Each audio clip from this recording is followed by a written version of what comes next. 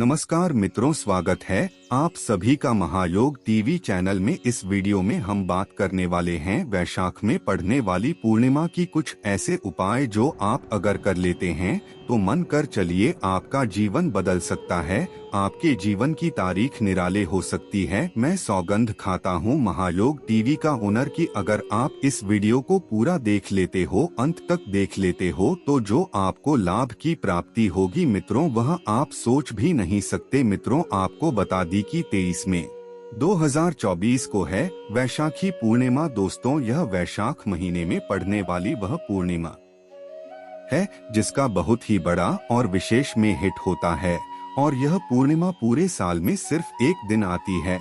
और दोस्तों आप सभी लोग जानते हो कि इस वैशाख महीने का अगर सबसे बड़ा कोई उपाय है तो वह मिट्टी के कलश वाला उपाय है, यह मिट्टी के जाल वाला उपाय है। तो दोस्तों इस वैशाख महीने के आखिरी दिन मतलब जिस दिन पूर्णिमा की वर्षा की पूर्णिमा पड़ेगी, इस दिन आप लोगों को इस मिट्टी के जल वाले उपाय को जरूर करना है। बहुत सारे लोग होंगे ऐसे जिन लोगों ने इस उपाय को न किया हो, मतलब पूरा महीना निकल गया वैशाख का, उन्होंने किसी भी दिन इस मिट्टी के जल वाले उपाय को ना किया हो। पर दोस्तों आपके पास एक आखिरी मौका बचा हुआ है जो कि वैशाखी पूर्णिमा के दिन का है, जो कि 23 मई 2024 के दिन की है। तो भाई इस दिन आप लोगों को इस वाले उपाय को मतलब मिट्टी के कलश वाले उपाय को या मिट्टी के जल वाले उपाय को कर लेना है। भले ही अपने पूरे महीने भर इस उपाय को ना किया हो, पर अगर आपने इस वैशाख महीने के आखिरी दिन पूर्णिमा के दिन अगर इस वाले उपाय को कर लिया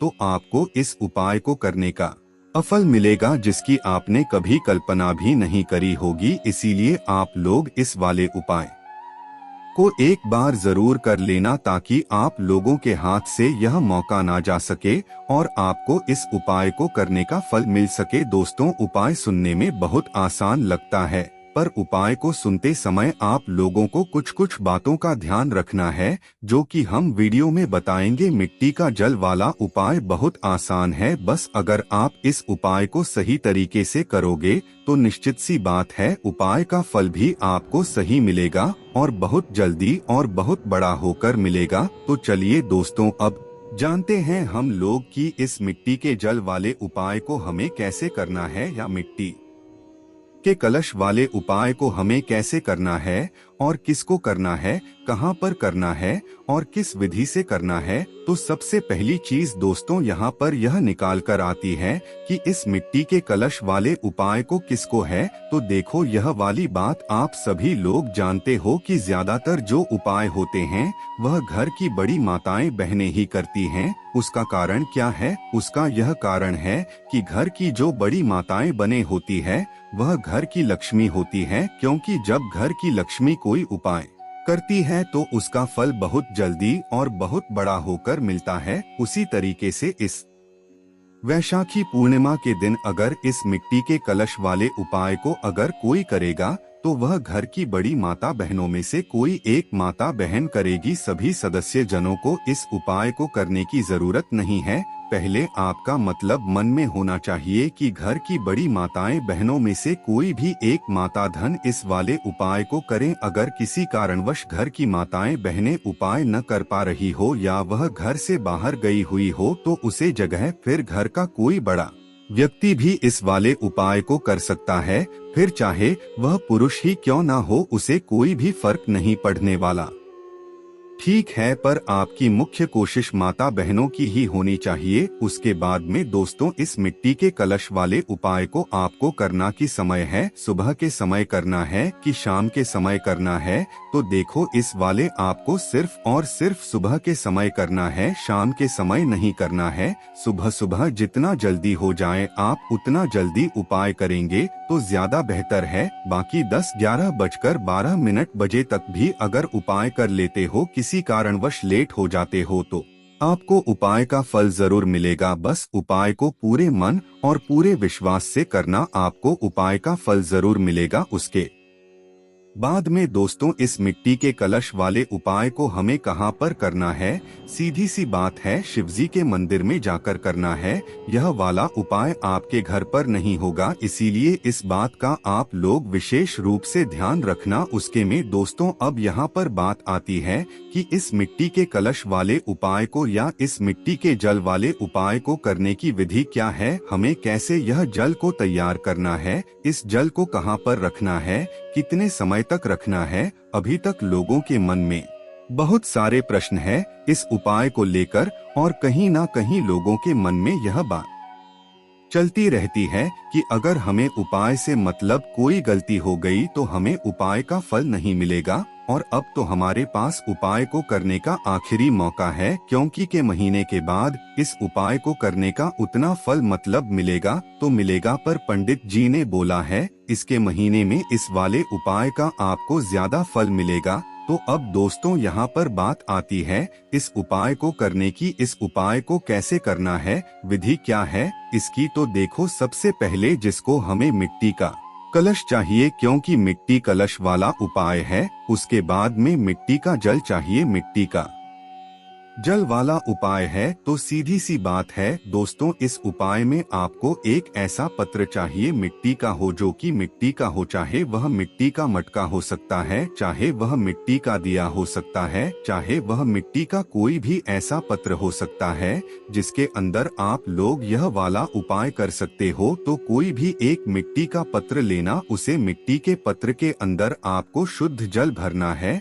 अब दोस्तों यहाँ पर यह वाला उपाय रात के समय से शुरू होगा, मतलब आप जैसे कि जिस भी दिन यह वाला उपाय कर रहे हो, जैसे 23 मई को वैशाखी पूर्णिमा पड़ रही है, तो उसे दिन सुबह सुबह आप इस उपाय को करोगे। तो एक दिन पहले मतलब 22 मई की रात्रि में आपको यह उपाय शुरू करना पड़ेगा, मतलब मिट्टी का जल भर कर रखना पड़ेगा, क्योंकि इस मिट्टी के जल को हमें पूरी रात भर कर रखना है। उसी के बाद हम इस उपाय में प्रयोग अगर आपने सुबह के सुबह मिट्टी के पत्र में भारत और सुबह के सुबह ले गए तो उतना फल नहीं मिलेगा, पर रात्रि में अगर आप लोग भर कर रखोगे और सुबह लेकर जाओगे तो उसका आपको निश्चित ही बहुत ही बड़ा और बहुत अच्छा फल मिलेगा।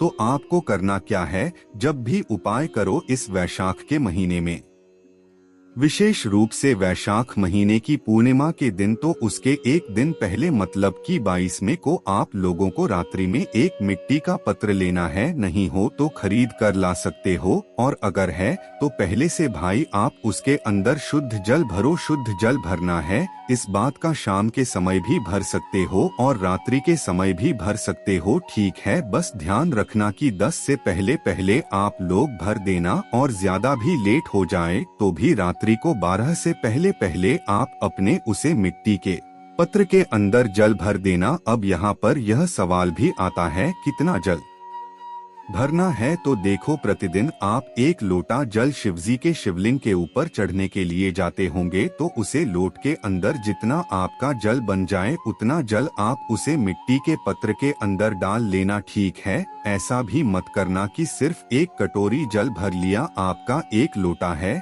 जिससे आप शिवजी जल चढ़ाते हो, वह लोट के अंदर जितना जल भर जाए उतना जल आप उसे मिट्टी के पत्र के अंदर डाल लो या मिट्टी के कलश के अंदर डाल लो, ठीक है। जैसे ही आप लोग इस जल को मिट्टी के कलश के अंदर डाल देते हो, आपका यहाँ पर आधा काम हो जाता है, ठीक है। अब इसको आपको छूना भी नहीं है, कुछ नहीं करना है। बहुत सारे लोग यहाँ पर एक गलती कर देते हैं कि वह इस कलश के अंदर हाथ डाल देते हैं या छू लेते हैं। तो भाई आप बाहर से तो छू सकते हो, जल को अंदर भी डाल सकते हो, पर उसके अंदर के पानी को छूना मत, उंगली डालकर मत छूना, और ना ही उसे खुला है ना। जैसे कि आपने इस मिट्टी के कलश को भारत भरने के बाद इसको आपको रखना भी एक स्थान पर है, जो कि आपके घर का रसोई घर होगा, जहाँ पर आपका पीने का पानी रखा जाता है, बिजली का स्थान होता है, वहाँ पर जाकर आपको इस मिट्टी के पात्र को रखना है, मिट्टी के कलश को रखना है, और इसके अंदर उंगली नहीं डालना है। इस पानी को जैसे ही आप लोग मिट्टी के पत्र के अंदर मतलब पानी डाल दें, उसके बाद इस पानी को छूना नहीं है, कहना उंगली डालकर नहीं छूना है, और इस पत्र को ढक कर रखना है, खुले में नहीं रखना है। खुले में रखोगे तो कुछ कीड़े मकोड़े जाकर उसके अंदर गिरेंगे और यह जो शुद्ध और इस जल से हमें उपाय करना है, तो भाई इसीलिए आप लोगों को इस जल को ढक कर रखना पड़ेगा। इस बात का ध्यान रखना, यह वह बातें हैं जो बातें आप लोग ध्यान ही नहीं देते हो। फिर आप लोग सोचते हो कि भाई हमारा उपाय काम नहीं कर, तो भाई इन बातों का ध्यान रखना, आप वह उपाय जरूर काम करेगा। और हम उपाय को ऐसे बताते हैं कि आपको उपाय का फल जरूर मिलता ही मिलता है। तो अब दोस्तों यहाँ पर हम जानते हैं, जैसे ही आपका वह मिट्टी का जल तैयार हो जाता है, आप मतलब उसे ढककर रख देते हो, आप अपने बाकी काम कर लो, आप सो जाओ। उसे जल को आप रात भर के लिए छोड़ दो, आपको उसको कुछ भी करना है, टच भी नहीं करना है। तो जैसे ही सुबह होती है, वैसा की पूर्णिमा शुरू होती है, सुबह के समय, तो सुबह के समय अब आपको क्या करना है, सबसे पहले स्नान करना है। अपने घर की जो भी काम साफ सफाई है वह सारे करके, स्नान करके शुद्ध होकर आपको इस जल के पास में आ जाना है, जो कि अपने रात्रि में अपने घर के रसोई घर में पीने के पानी वाले स्थान के पास में रखा हुआ होगा। अब दोस्तों यहाँ पर आपको क्या लेकर जाना है, एक खाली लोटा लेकर जाना है। जी लोटे से आप शिवलिंग पर जल चढ़ाते हो, अगर तांबे का लोटा है तो और अच्छी बात है, वरना जिस लोटे से आप शिवलिंग पर जल चढ़ाते हो वह लोटा खाली लोटा भरकर नहीं लेकर जाना, क्योंकि भरेंगे तो हम इस मिट्टी के कलश के अंदर से ही, तो खाली लोटा लेकर अपने घर के रसोई घर में चले जाना, स्नान करके जाना, स्नान करके ही उसे कलश पत्र को छूना है। इस बात का ध्यान रखना, ठीक है। तो खाली लोटा लेकर जैसे ही आते हो, तो भाई ऊपर जो आपने चीज देखी हुई होगी उसको हटाकर उसे मिट्टी के पत्र के अंदर से या मिट्टी के कलश के अंदर से, जिस भी पत्र के अंदर चाहे वह दिया ही क्यों ना हो मिट्टी का, उसके ऊपर मतलब उसके अंदर से आप जल अपने लोट के अंदर डाल लो, ठीक है। अब दोस्तों बहुत सारे लोग क्या सोचते हैं कि भाई हमने जो है मिट्टी के अंदर, यह मिट्टी के कलश के अंदर जल भरा है, तो हम इसी ऐसे के ऐसे ही जो है इस जल को उठाकर लेकर जाएं और शिवजी के मंदिर पहुंच जाएं, ठीक है। पर वैसा नहीं करना है, आपको मिट्टी के कलश के अंदर मात्रा रात भर के लिए जल भर कर रखना है, उसको साथ में लेकर नहीं जाना है, आपको मात्र उसके जल को साथ में लेकर जाना है। और उसे जल को कैसे साथ में लेकर जाओगे, अपने साथ में खाली लोटा रखकर लेकर जाओगे, उसे लोट के अंदर आप इस मिट्टी के जल को भरोगे, भरने के बाद फिर आपको यह जो जल है यह तैयार हो जाता है ना। और उपाय सुबह के समय होगा, जितना जल्दी हो सकता है उतना जल्दी उपाय को करने की कोशिश। तो भाई क्या अब सिर्फ हम एक लोटा जल लेकर चले जाएं शिवजी के मंदिर में, इस मिट्टी के जल को लेकर चले जाएं, नहीं कुछ पूजन सामग्री भी जरूर लेकर जाना। देखो एक लोटा जल तो हम लेकर जा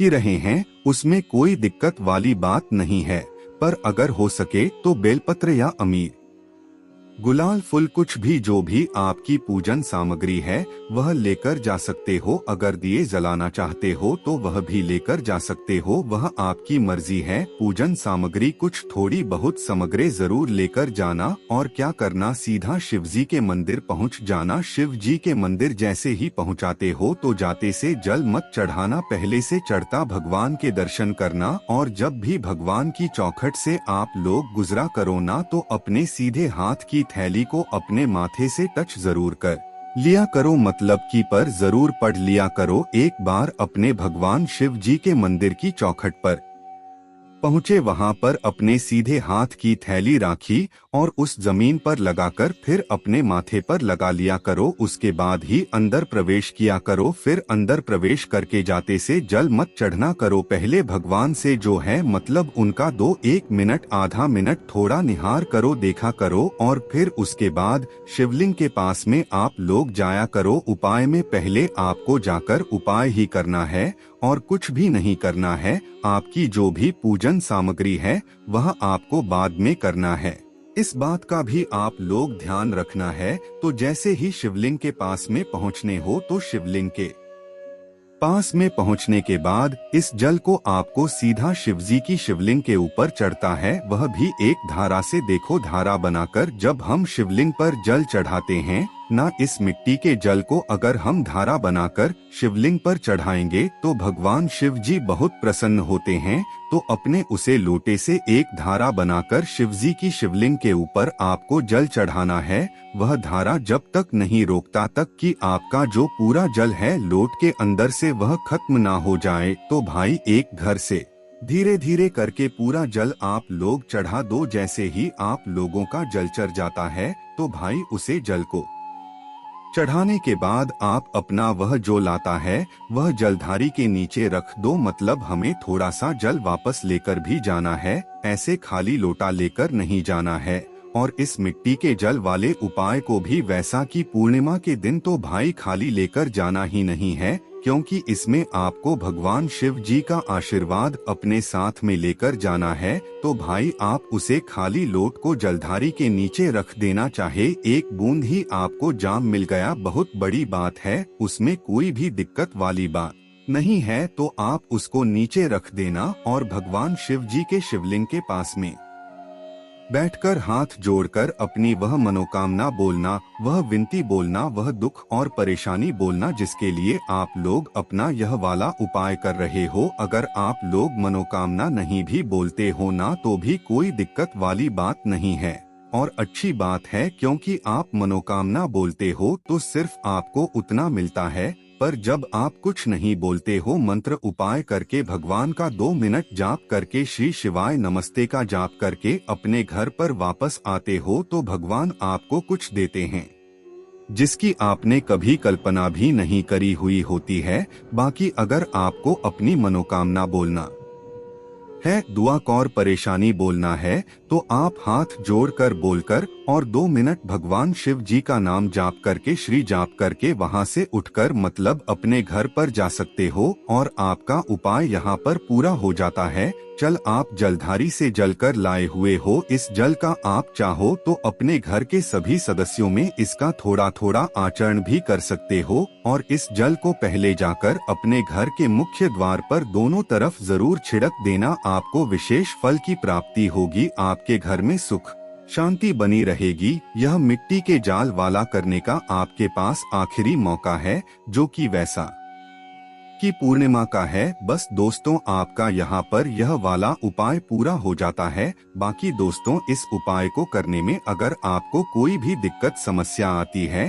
तो कमेंट करके पूछ सकते हैं। श्री शिवाय नमस्तुभ्यं, हर हर महादेव कमेंट बॉक्स में अवश्य ही लिखें, हमें बहुत अच्छा लगेगा। साथ में अब तक आपने महायोग टीवी चैनल को सब्सक्राइब ना किया हो तो जरूर कर ले। वैशाख पूर्णिमा के दिन झाड़ू का दान करने की भी मान्यता है।